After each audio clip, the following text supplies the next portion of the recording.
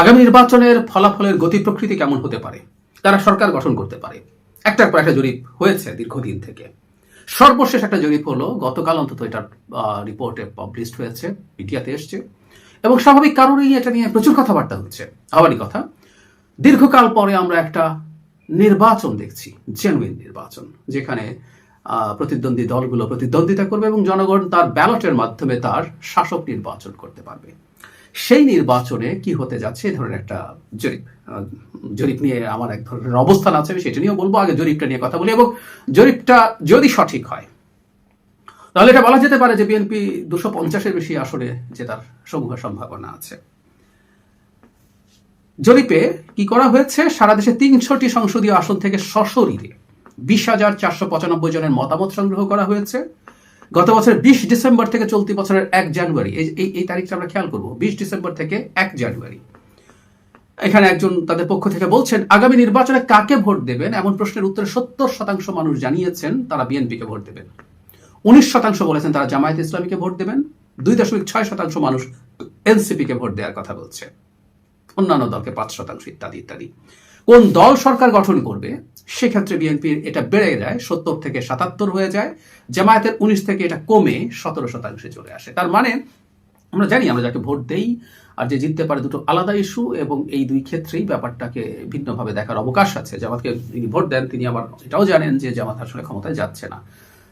তো আমরা ভোট দেবেন এই অংশটা যদি 70%, মানে 70% যদি প্রপোর্শনাল রিপ্রেজেন্টেশন হতো বাংলাদেশের সংসদে, তাহলে বিএনপি 210টি আসন পেত, 210টি আসন পেত।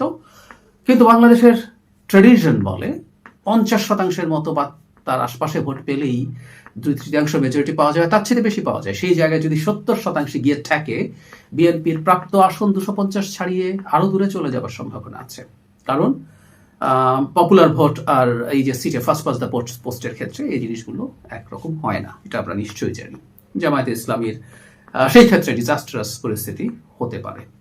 বাকি 50টা যে জামাত এবং তার জোট যেটা হয়েছে সেটা পাবে তা না। এর মধ্যে সম্ভাবনা আছে বিএনপির যে স্বতন্ত্র প্রার্থী আছে তারা যদি সবাই বসে না যান, তাদের মধ্যে কয়েকজন জিতে যাবেন, এর সম্ভাবনাও থাকে। সেই ক্ষেত্রে পরিস্থিতি এমন দাঁড়াবে।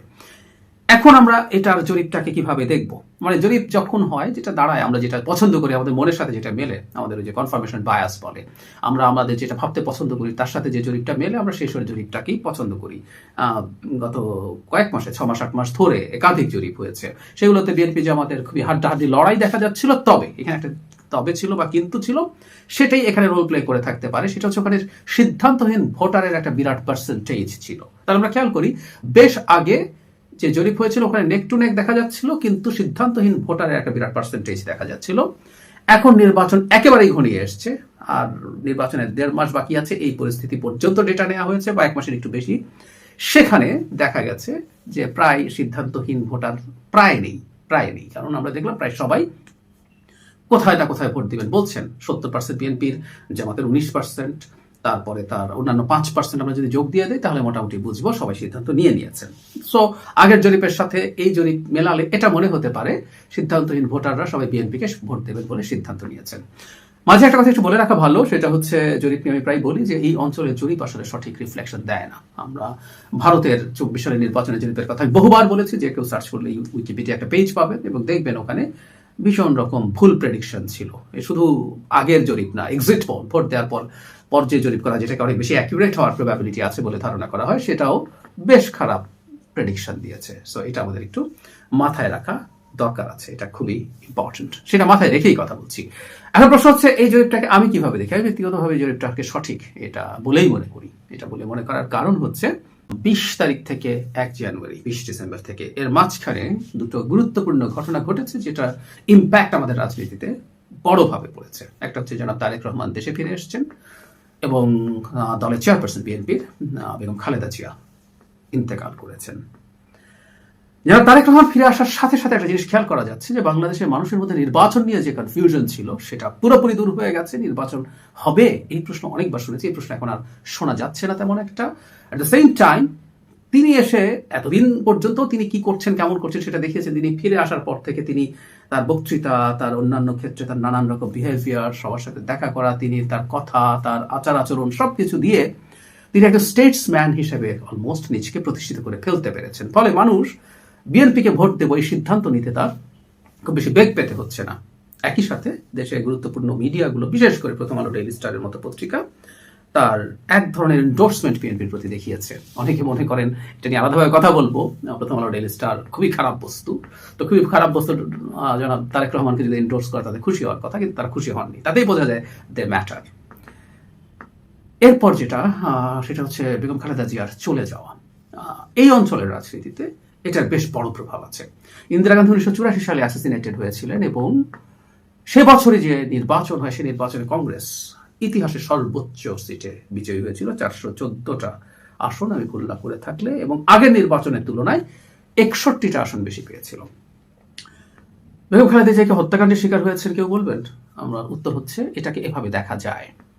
তিনি শেখ হাসিনার মারাত্মক রকম নিপীড়নের শিকার হয়ে, চিকিৎসা বঞ্চিত হয়ে, জেলে গিয়ে নিপীড়িত হয়ে তিনি ধীরে ধীরে ধীরে ধীরে মৃত্যুর দিকে চলে গেছে। এটাকে এক ধরনের স্লো হত্যাকাণ্ড হিসাবে দেখানো যেতে পারে। অ্যাটলিস্ট তিনি শেখ হাসিনার মতো একটা মারাত্মক স্বৈরাচারী মাফিয়া রেজিমের অত্যাচারের কারণেই সাফার করে এই অবস্থায় গেছে, সেটা সবাই জানে। সো এই মৃত্যুটাকেও খুব স্বাভাবিক মৃত্যু হিসাবে দেখা যাবে না, এবং এটার একটা বিরাট সাইকোলজিক্যাল ইম্প্যাক্ট জনগণের উপরে পড়ে গেছে অলরেডি, এবং এটার রেশ এই নির্বাচনে থাকবে। এবং আমি ধারণা করি বিএনপি বেগম খালেদা জিয়ার কর্ম, তার ব্যক্তিত্ব, তার অ্যাচিভমেন্ট, তিনি রাষ্ট্রের জন্য, জাতির জন্য কি করেছেন, তার দেশপ্রেম, এগুলো এবারকার নির্বাচনী মাঠে তার ন্যারেটিভ হিসাবে না আনবে।